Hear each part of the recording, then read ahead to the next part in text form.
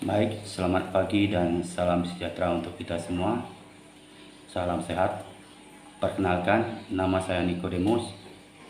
NIM 2210417802. Jurusan Manajemen, Fakultas Ekonomi dan Bisnis, Universitas Pancabakti, Pontianak. Mata kuliah Pemasaran Agribisnis dengan dosen Pak Adi Musalin SE MM. Baik, saya akan mulai dengan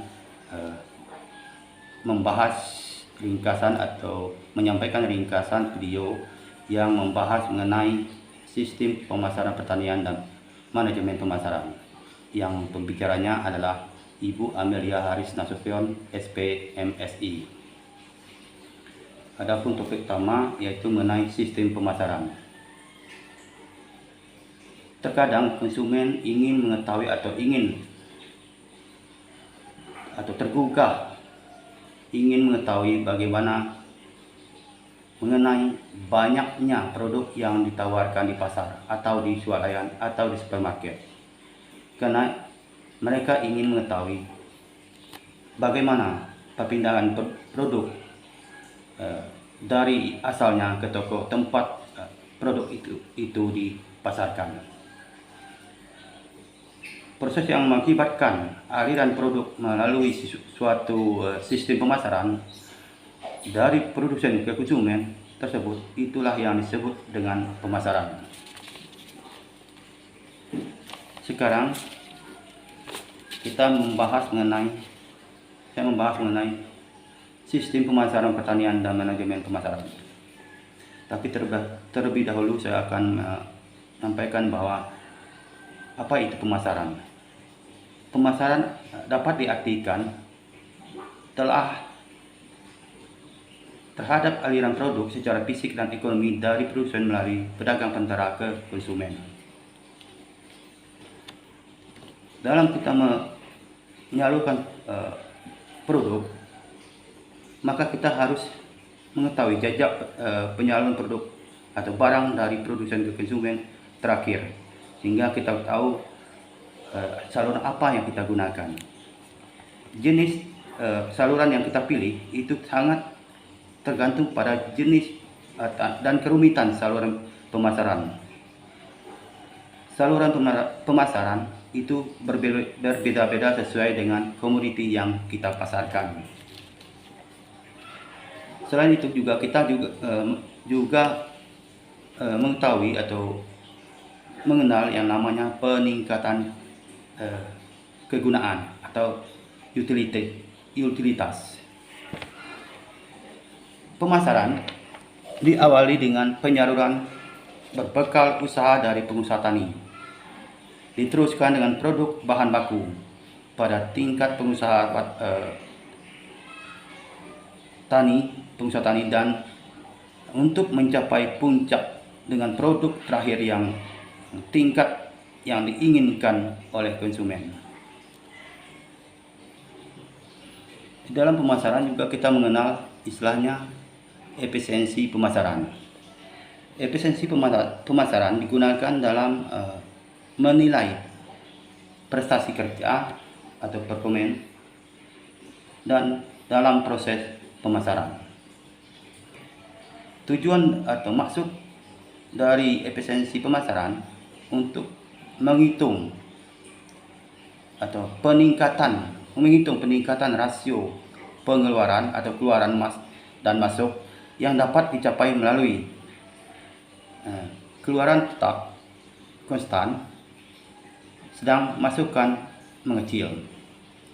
Yang kedua, keluaran meningkat sedang masukan tetap konstan.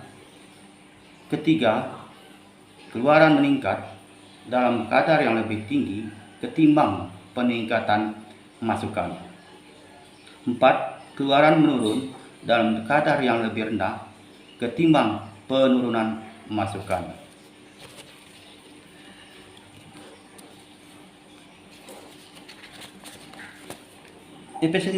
Efisiensi pemasaran perlu diketahui dengan cara membandingkan atau menghitung efisiensi operasional, dan efisiensi harga.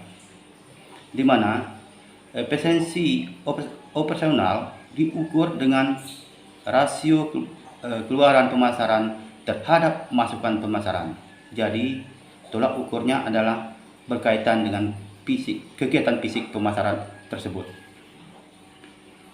Terus yang dimaksud dengan efisiensi harga mengasumsikan hubungan keluaran dan masukan dalam bentuk fisik namun bersifat konstan. Efisiensi ini berkaitan dengan keefektifan harga dalam mencerminkan biaya keluaran yang bergerak melalui sistem pemasaran.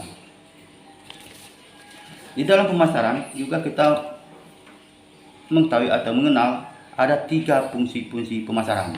Yang pertama adalah fungsi pertukaran. Yang kedua itu fungsi fisik. Yang ketiga fungsi fasilitas.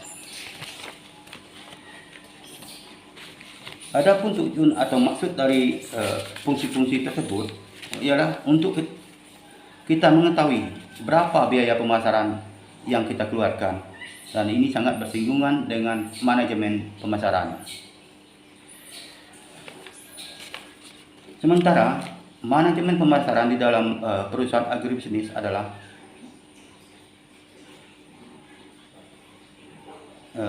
dahulu hanya pembatasan pada fungsi penjualan saja, padahal dalam kenyataannya pemasaran di dalam proses pemasaran dapat meliputi berbagai aspek keputusan dan kegiatan yang ditujukan untuk memuaskan kebutuhan dan keinginan pelanggan guna menghasilkan laba.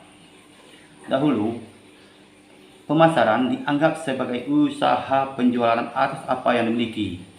Akan tetapi, pemasaran dewasa ini fokus pada usaha pemiliknya atas apa yang bisa dijual. Selanjutnya yang akan saya sampaikan adalah manajemen pemasaran dalam perusahaan agribisnis. Manajemen pemasaran dalam perusahaan agribisnis memiliki beberapa komponen. Komponen dari itu komponen dari perencanaan pemasaran strategik. Rencana pemasaran strategik memadukan semua kegiatan dan sumber daya bisnis secara logik guna memenuhi kebutuhan pelanggan dan menghasilkan laba. Rencana-rencana tersebut terdiri dari 5 jenis keputusan pemasaran yang harus dipertimbangkan dan saling melengkapi. Bidang-bidang keputusan tersebut sering disebut dengan bauran pemasaran atau marketing mix. Keputusan pasar yang menyeluruh itu merupakan analisa yang tuntas akan target atau sasaran serta kebutuhan pelanggan. Yang kedua adalah lingkungan bersaing. Adapun bidang-bidang atau jenis keputusan pemasaran yang harus saling melengkapi yaitu meliputi keputusan mengenai produk, yang kedua keputusan mengenai harga, yang ketiga yang perlu kita pertimbangkan adalah metode penetapan harga, yang keempat keputusan mengenai promosi, di mana yang terdiri dari iklan, promosi penjualan, dan yang berikutnya adalah usaha penjualan perseorangan. Terus yang kelima adalah keputusan mengenai tempat pemasaran. Ini terbagi menjadi 2, yaitu distribusi fisik dan distribusi pasar. Jadi tujuan dari menentukan keputusan dalam pemasaran itu adalah untuk menghitung efisiensi daripada penjualan itu sendiri, biar mengetahui berapa biaya yang akan dikeluarkan dan berapa untung yang akan didapatkan oleh si pemasar tersebut. Jadi demikian hasil ringkasan yang dapat saya sampaikan. Mudah-mudahan bermanfaat bagi kita semua. Akhir kata saya ucapkan terima kasih. Selamat pagi dan salam sejahtera, salam sehat.